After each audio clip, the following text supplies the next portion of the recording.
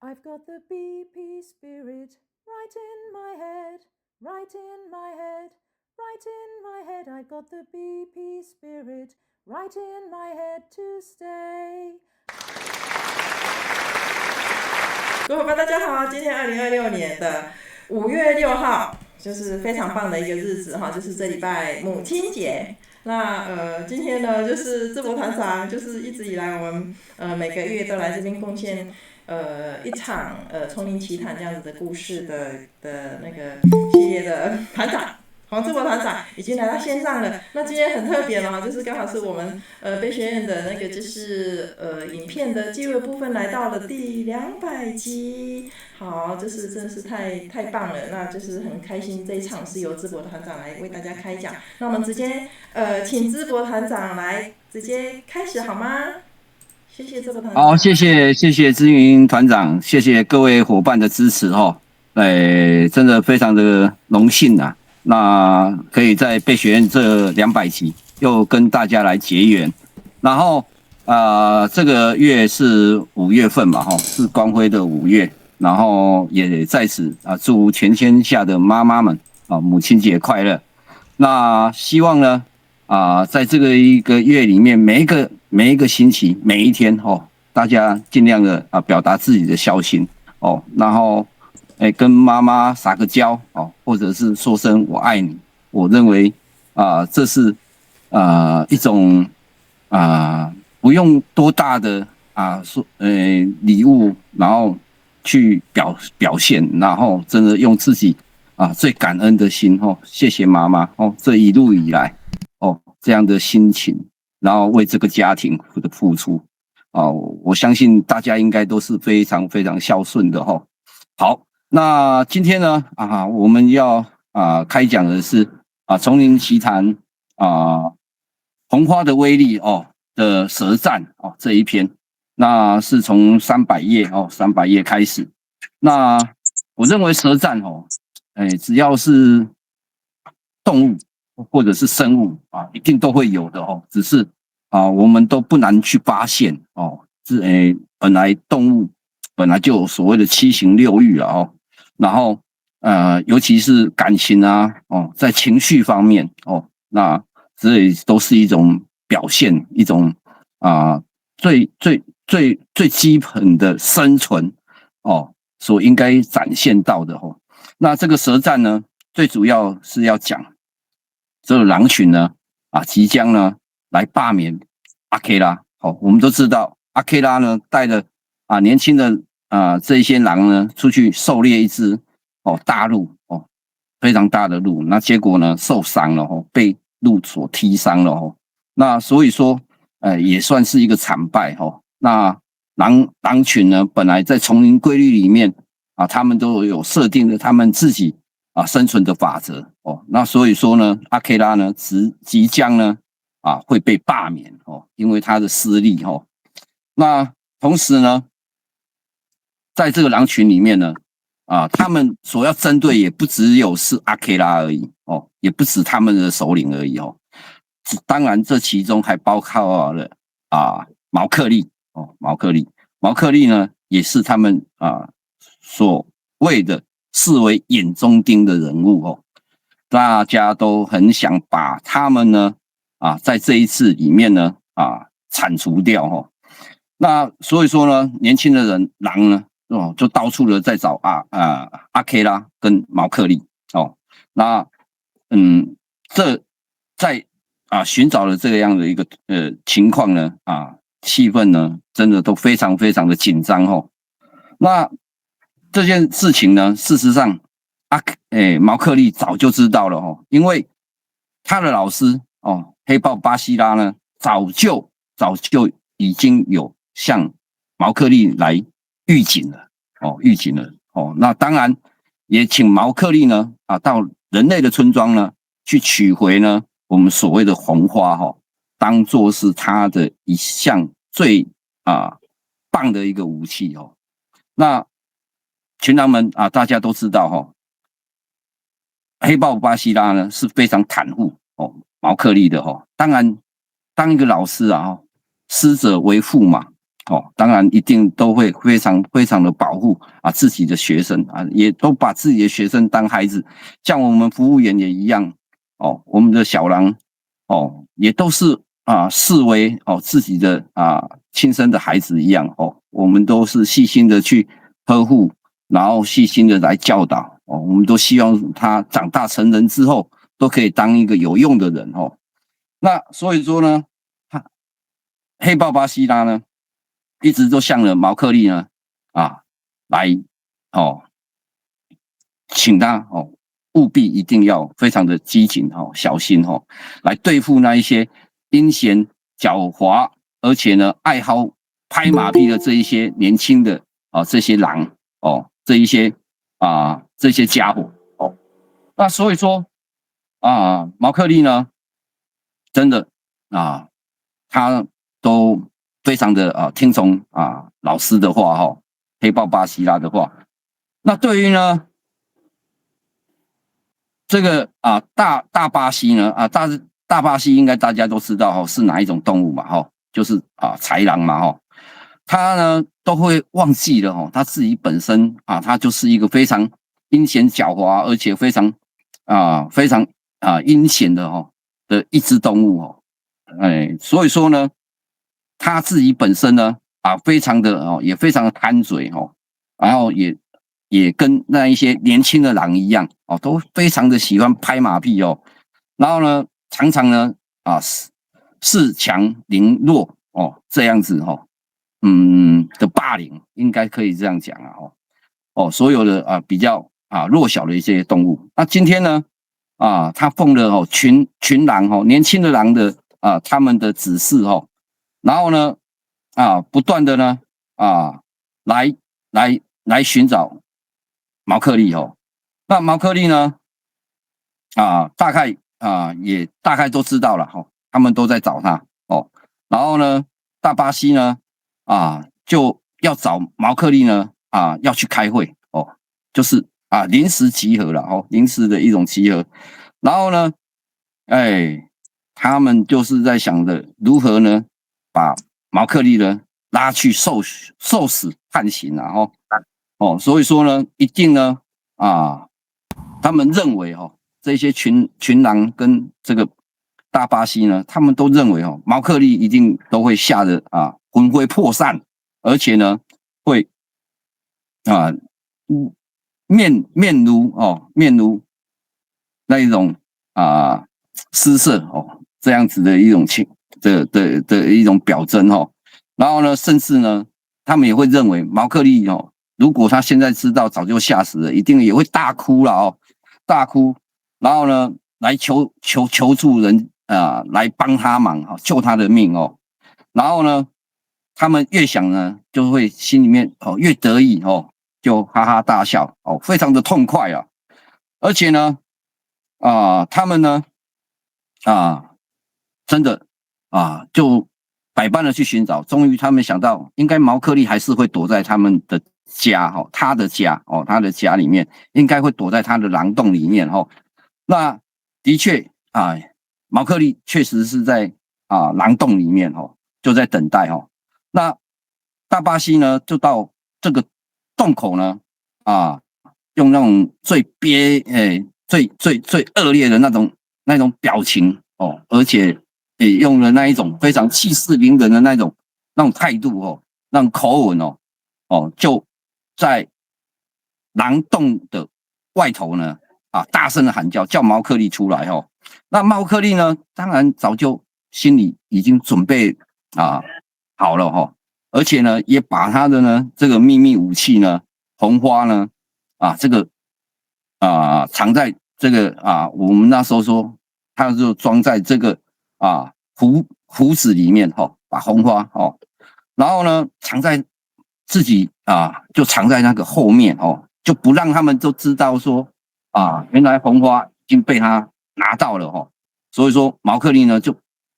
藏得好好的就不会让他们知道，而且呢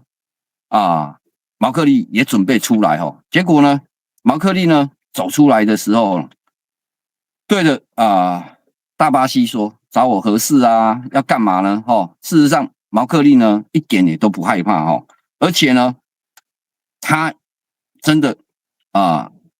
非常的镇静哦，非常的镇静哦。这是一般碰到危险的时候、危机的时候，说实在，一般人也都不会有的哦。这样的一种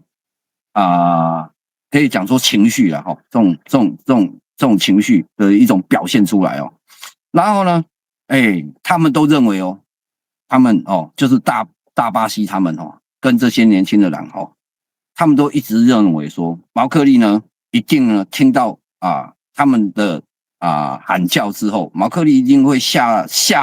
到不知所措哦，然后呢，就会呢，应该就会躲起来哦，不敢出来面对。结果呢，没有想到毛克利会走出来哦。那大巴西呢他就讲了哦，我们要找你去开会哦，请你赶快哦到我们的临时集合场哦，我们的就是他们狼聚会的场所哦。然后呢，毛克利呢听了，结果就觉得很好笑哦。大巴西呢向后呢退了2-3步之后，心里面在想，这个家伙怎么一点都不害怕哦，反而呢好像呢被魔鬼附身了一样哦。看了他一会，又觉得毛克利那种气势哦，非常的吓人哦，非常的吓人哦，让他们呢也觉得呢毛骨悚然哦。结果呢退了好几步哦，然后毛克利呢当然呢就把他的壶呢带在背后哦，带到背后，然后呢兴奋的走出狼洞哦，然后呢就往集会的方向呢过去了哦。此时呢真的是皎月凌空哦，月光呢真的闪闪发亮哦，照在他的身上呢毛克利的身上呢那一种毛克利那一种样子哦，肌肉的那种结实，骨骼呢那一种强壮哦，哇，那一种样态哦，真的实在是非常非常的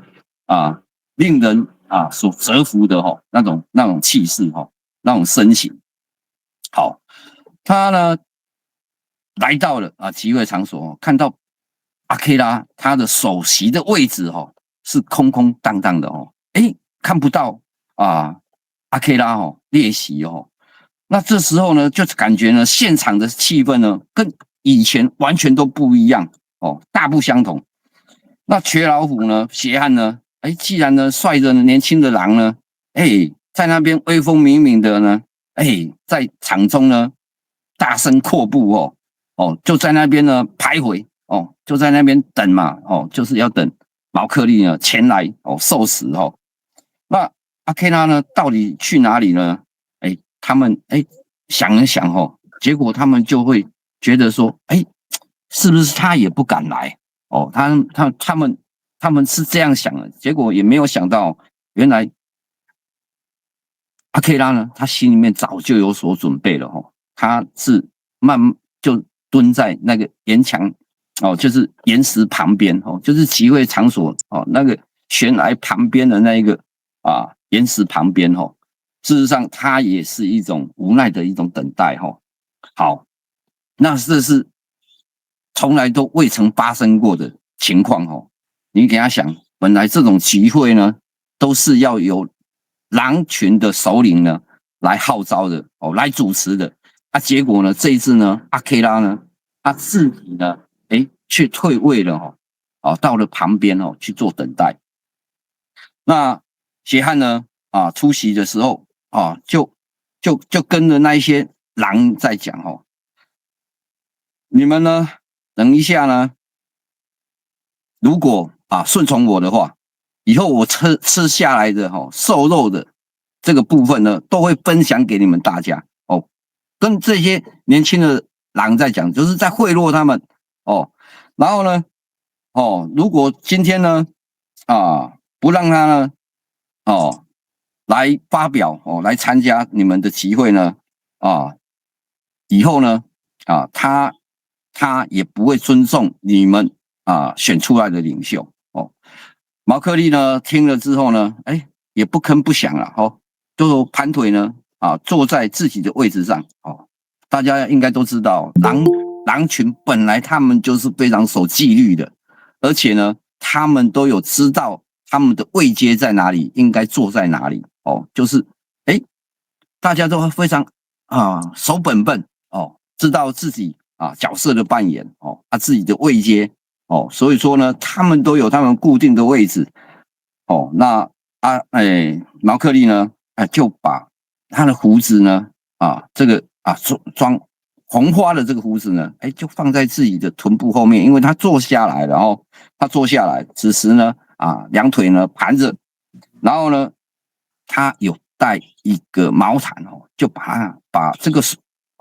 这个壶呢稍微盖了起来，就是不让大家都知道，也不让大家都看到哦。那黑豹巴西拉此时呢也悄悄的靠近过来哦，坐在毛克利的旁边哦，给毛克利壮胆嘛哦，因为又有多的老师的支持哦，帮忙协助哦。那巴西拉呢做好之后呢，他的耳朵就竖了起来哦，就微微的颤动的哦，好像雷达一样哦，在搜索哦，搜索全部所有现场的动静哦。所以说呢，都已经提高了非常高度的警备状态。那所以说这时候呢毛克利呢也做出了讯号哦，就想说等一下呢要跟老师呢好好的来大干一场，来好好的呢为阿 K 拉也为自己呢来好好的打拼一下战斗哦，应该已经就是做好了打架的这样的一个心理准备了哈。那毛克利呢，当然心里面也是非常有把握的哈，所以说呢，自信让他呢产生了就是表现得出来那种微笑，那种优越的那一种表情出现哦。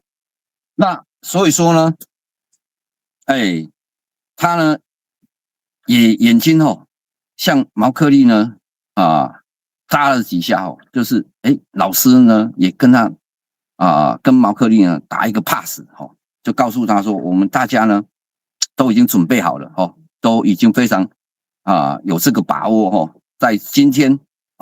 来大干一场那还有呢几只呢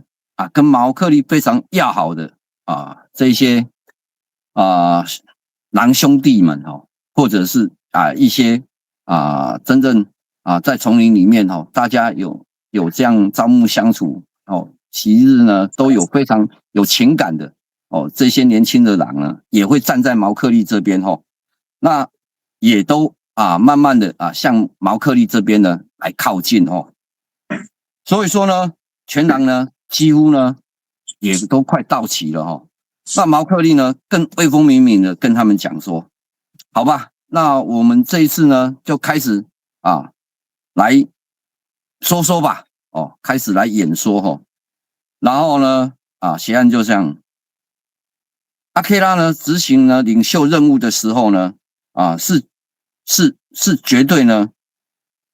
不允许协汉呢在狼族的会议上呢来列席说话的那今天呢协汉呢竟然用了这样的一种气势凌人的这种那种就是那种生态那种态度那种气势把毛克利呢也气到非常非常的愤怒认为阿 K 拉呢真的不应该今天到了如此的地步那毛克利呢最主要呢还是为了他自己很爱他的阿 K 拉呢真的也是抱了非常非常的那种不平告诉这些狼们所以说呢就开口了混账你们这些不讲理的东西哦，他就是指协汉呢，他根本呢就没有权利在这里说话哦。毛克利呢就开始攻击言语的攻击哦，然后呢告诉大家哦，你们这些怯懦的胆小鬼哦，你们真的都不要害怕协汉啦，你们这样子呢是不应该的哦。听到呢巴西拉呢的耳语传递了毛克利呢就突然站了起来大声的说丛林里自由的民族的狼兄们声音呢充分的表现出来那种非常气愤，而且呢使大家呢不约而同的呢都竖起耳朵来看着他看着毛克利，就好像是精神领袖在开讲一样所以说大家都非常的注目也非常的专心那协汉呢此时呢就用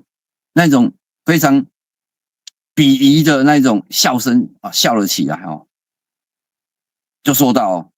你们要是服从我的话以后看谁当领袖，我一定支持他就在那边大笑狼群里面呢也都没有人起来反驳而且呢也都没有出到任何的声音来觉得呢这是不对的那使得呢协汉呢他更加的呢骄傲那种优越感就升了起来因为好像你们狼群里面真的都没有那一种硬骨头就是可以来跟他做对抗的那笑笑的回答毛克利说不，我不是来想当这个指挥者各位而且呢关于这次新领袖呢的选出呢大多数呢只是要听取我的意见而已所以呢谁说的？毛克利呢此时呢听到他这样一讲又是气愤从心中而来就继续的申斥的协汉我们的领袖是由我们自己决定的不必呢听从老虎呢的意见，而且呢也请他别再多嘴往后呢就大家都安心的下来然后呢我们呢希望呢没有必要的就请你滚开就告诉了协汉请他滚了然后呢协汉呢就顶着毛克利说你闭嘴吧你是人类的小孩然后所以说这些年轻的狼呢听到呢毛克利呢这样子说他们呢也都不为所动反而呢认为呢毛克利呢现在对他们来讲也没有什么威胁感那毛克利呢此时呢更是真的不知应该怎么办那巴西拉呢在他的眼神里面呢也告诉了毛克利千万不要泄气一定要加油因为呢经过这样的一个舌战呢双方呢这样子的一个对峙言语上的这样的一种激斗那真的还是要非常非常的冷静来处理那毛克利呢又说了年轻的狼兄弟们请你们别吵了请你们别吵了，我们呢应该让前任的领袖阿 K 拉呢出来说说他的意见我感觉真的狼族是非常自由的，而且也非常的民主尊重大家的权利，尤其呢是尊重前领袖他的领导那所以说呢，毛克利能讲出来这样的话，真的是不简单不简单。那阿 K 拉呢，他听到之后就摇摇晃晃的站了起来有气无力的说道丛林里呢自由的民主们别怕别怕别怕血汗然后呢你们这些呢马屁精胆小鬼这12年来我担任各位的领袖指导各位呢如何去打猎，而且呢率同各位呢一起出征去狩猎从未发生过很大的不幸的事件，所以说呢也拯救了陷入危机的伙伴们的生命所以说他不是只有带大家去狩猎而已，而且呢还会照顾大家的安危来甚至呢来搭救呢伙伴们的生命这是非常非常可取的，而且非常令人所佩服的因为在危机的时候，说实在能挺身而出，而能真正的去协助或者去做一些防范保护自己的伙伴真的是这样的一种大义精神真的是令人所钦佩的所以说呢，然而呢这一次的失败既然呢我们呢的少部分的年轻的狼们会有这样种种的行为产生让我感觉到非常的意外，而且吃惊阿 K 拉他就知道好像他受伤都是因为这一些年轻的狼他们所设计的所怂恿的而造成的他自己本身呢的受伤那所以说呢现在呢等到他精疲力倦的时候呢你们呢又要这样子来对待他那所以说呢他真的非常非常的痛心非常的痛心与无奈了当一个领袖讲到这样子，我深信那时候阿 K 拉的心里真的实在是非常难受的我相信也是真的人生中真的很大很大的一种伤害人生之中很大的一种伤害，因为他曾经这样的付出，结果今天受到这样子的待遇跟这样的一种回报然后呢他又说到了现在呢怎么说也没有用了因为呢这是已经是事实了他已经猎不到呢这些所谓的比狼更大型的这一些动物他自己都知道那所以说呢他也不想多加的辩驳猎不到这个目标的大陆真的是会被罢免的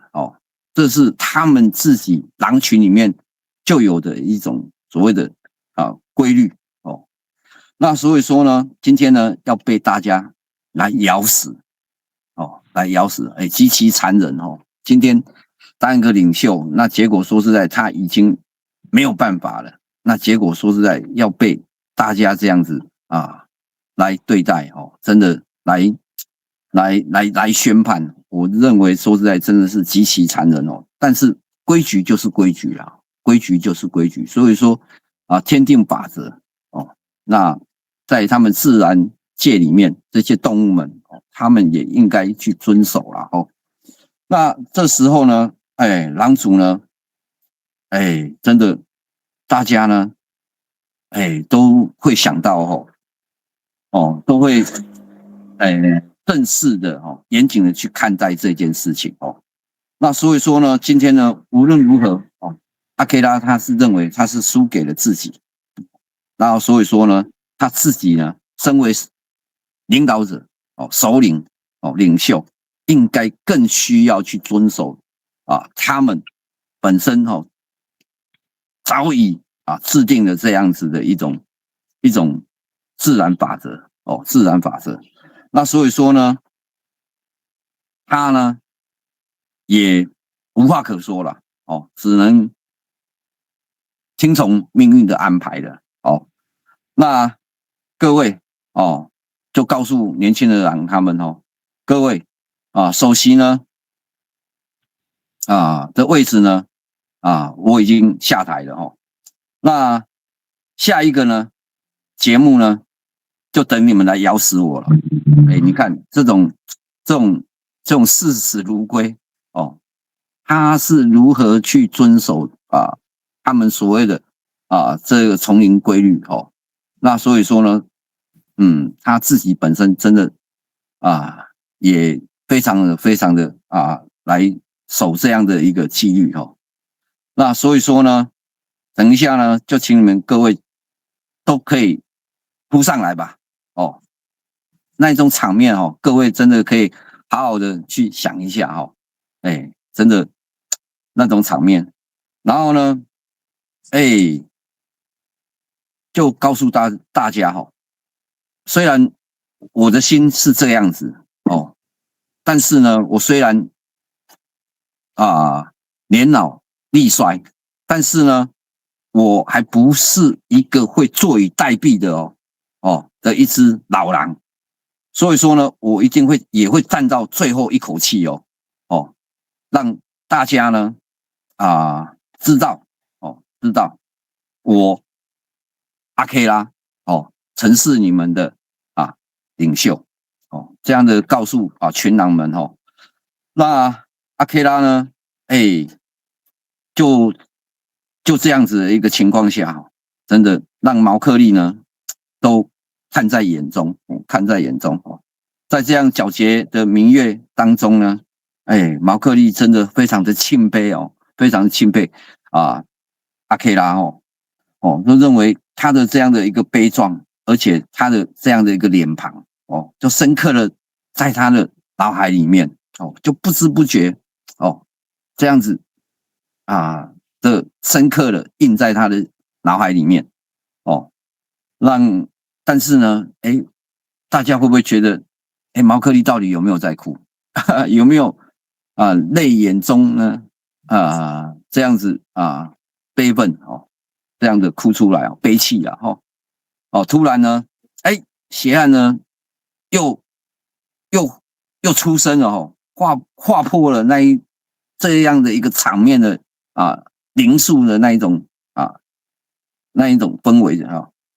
然后就说了血汗就说哼，老不死的，别去理他们吧把他们丢到一旁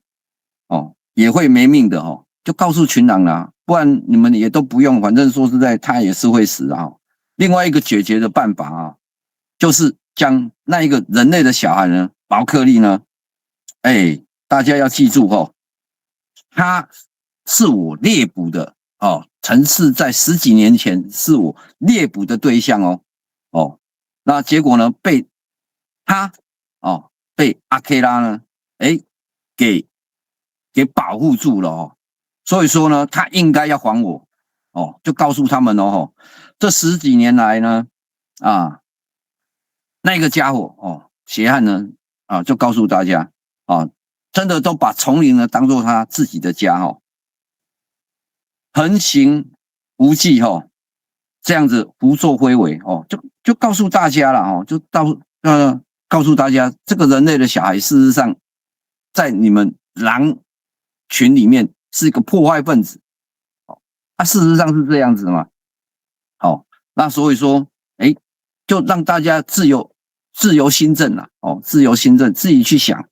所以说呢应该呢要把它还给我把它还给我，否则呢我血汗再也忍耐不下去了就告诉群体的狼，这个毛克利呢始终呢都是我的猎物哦，是我的食物哦。所以说呢，赶快吧，哦，就把毛克利也交出来吧，受死吧，哦，他一定要把毛克利给吃了哦，这样的一个态度哦，这样的一个所谓的行为吧，哦，行为举止好，然后呢，也告诉大家，我恨人类哦，我恨人类，我更恨人类的小孩哦，人类呢就是我的仇敌哦，无论呢任何的一个人哦，他都要把他怎样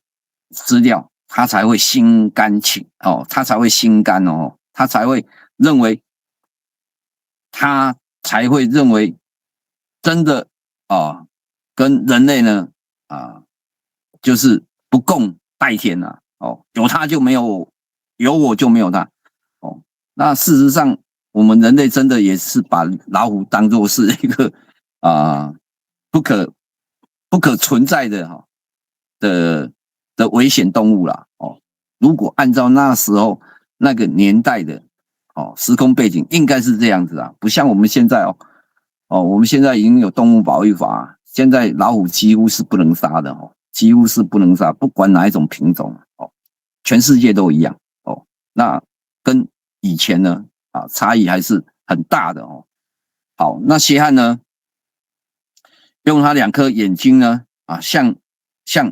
魔鬼一样的露出了凶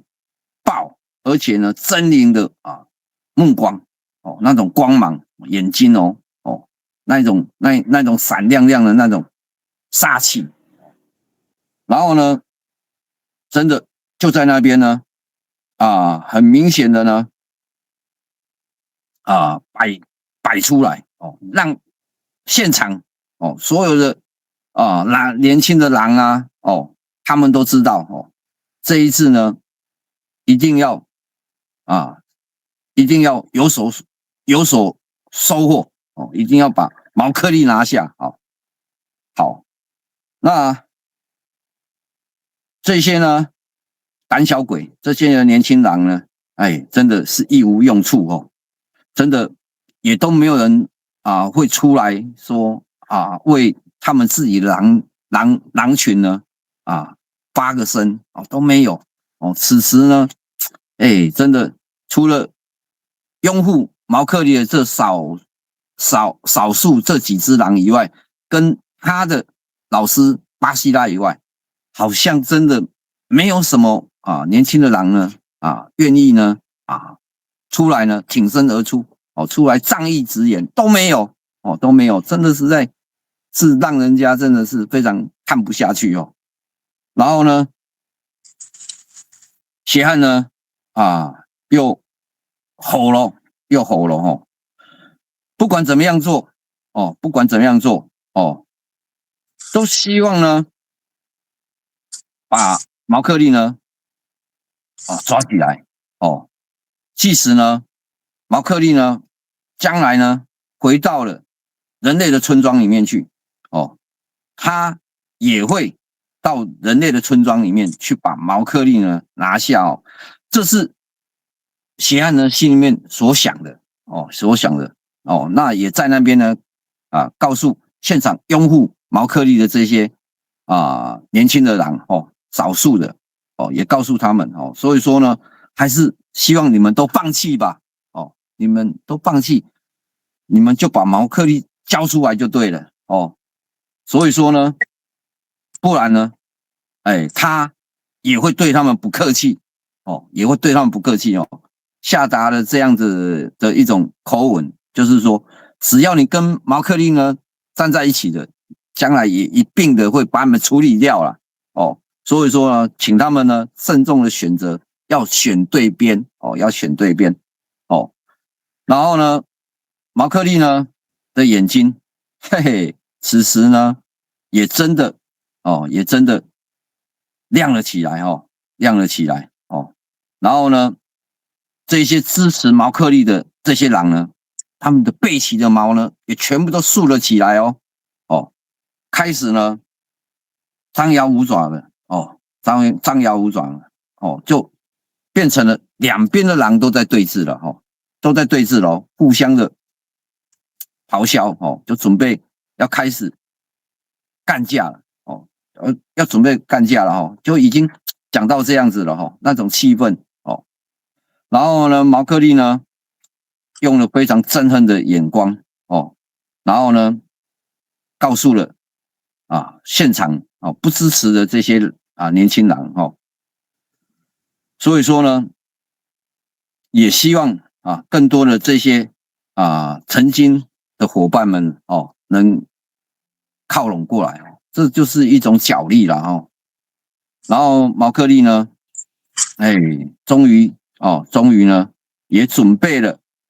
也准备好了然后呢，此时呢，血汗呢，他认为他的诡计呢即将落空，有那种感觉了因为那种现场的氛围那一种无声胜有声那一种感觉真的非常非常的令人觉得就是好像空气都凝结了空气都凝结了那旁边呢的阿 K 拉呢看着又站起来了又站了起来高声的喊道说：“喂，等一下吧。”毛克利呢就讲了毛克利或许是人类的小孩，但是呢他的生活起居呢跟我们都是一样的都跟我们狼群都是一样的，所以说呢我们早就把他视为是我们狼群的一员我们从来呢都没有违反过我们的丛林规律，而且呢我们也不能随便呢让他呢被血汗所制裁为了保护毛克利呢，他心思呐喊的刚刚呢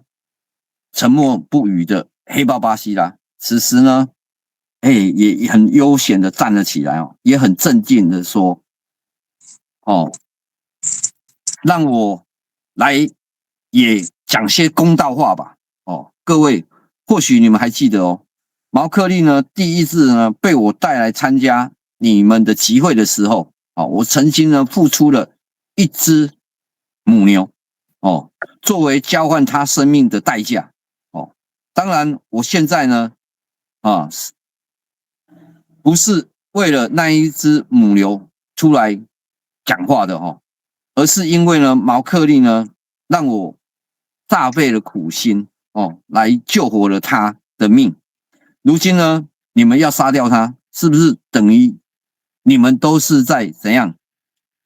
蔑视我蔑视巴西拉，就是说你们也会认为我就会让你们这样子的去做吗所以说呢他讲到这里的时候呢稍微停歇了一下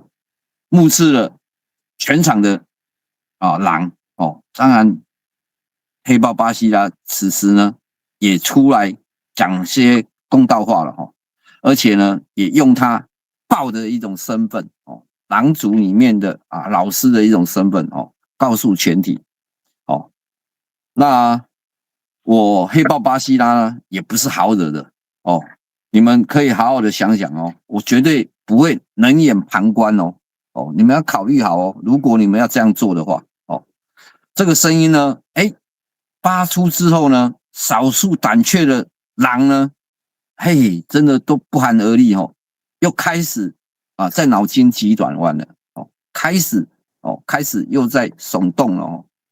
因为他们也真的很害怕黑豹巴西拉而且呢这些年气方刚的这些年轻的狼呢他们也是非常有那种威胁感的所以说呢这是10几年的故事了这是老调常谈那所以说呢这些年轻的狼呢如果现在还是站在血汗这边的呢都会说这些与我何干好像也不关他的事因为之前的是之前的，现在是现在的嘛那巴西拉呢现在也老了哦，现在也是老了哦，没有什么好威风的啦哦。有一些站在血汗这边的，他们也会这样想啊哦，因为10几年过了哦，黑豹巴西拉呢还有没有像他年轻那时候啊这么的厉害哦？那听到了这些话的巴西拉呢，更加的愤怒哦，就说了哦，管他10年还是20年哦，我们呢的约言哦，就是誓言呢是不能改变的哦。丛林规律说，必须遵守所谓的约言哦，就是诺言哦。你们违背了这个诺言呢，就等于呢违背了丛林的规律哦。如果还可以的话，你们怎么有这个资格称为自己是自由的民主？哦，年轻的狼呢，知道这样的一个理论哦，全部都哑口无言了。哦，看到这样的情势不妙的血案呢，就赶快呢，就微微的喝道：少说话吧，巴西拉，讨厌鬼啊！把你的嘴巴闭住吧！哦，你就把毛克利交出来就好哦。那种声势，那种凶悍哦，好像呢，让巴西拉呢，他的那种现场的那种临危感哦，压制住了哦。然后呢，就打算哦，此时的血汗就打算哦，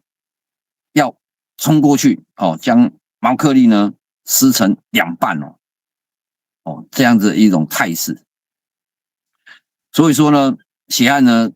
势在必得哦，这一次呢一定要把毛克利拿下哦。所以说呢，经过了双方的这样的一个激烈的争吵哦，辩论哦，然后大家取得了共同的这样的一个条约哦，曾经的诺言哦，就是他们的约言哦，这是丛林呢不可被更改的法则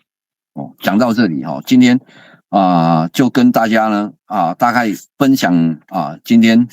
所谓的这个样的一个舌战哦，因为整场的一个态势哦，然后今天呢我们就到此分享我相信说实在，狼呢他们还是非常守规律的，而且是非常守护他们自己本身认为他们应该遵守的这一些不变的法则啦这才是应该被遵从的然后在这一章里面呢，我们应该更佩服这个阿 K 拉他真的是作为一个领导者，就应该有领导者他应有的一种风范吧以身作则我相信我们每一个服务员也都是这样子因为还是那一句话，教育无他爱与榜样我也希望我们各位服务员呢，各位团长呢，真的都可以好好的做给孩子们看我们就是最好的一种身教。好，谢谢大家今天现场上来听我这样子分享谢谢大家也谢谢刘教练呢我现在终于也有看到他了也谢谢小德伙伴雅婷各位伙伴还有慧芳老师很早就上来了，感谢各位，谢谢。好，谢谢谢谢。感谢智博团长，那我们大家来开个镜头，跟智博团长合影吧。好，一平团长也上来了谢谢谢谢。OK， 好，镜头都开好了吗？好，拍照谢谢观赏贝学院讲座，喜欢请按赞、订阅、分享，请给我们鼓励及支持。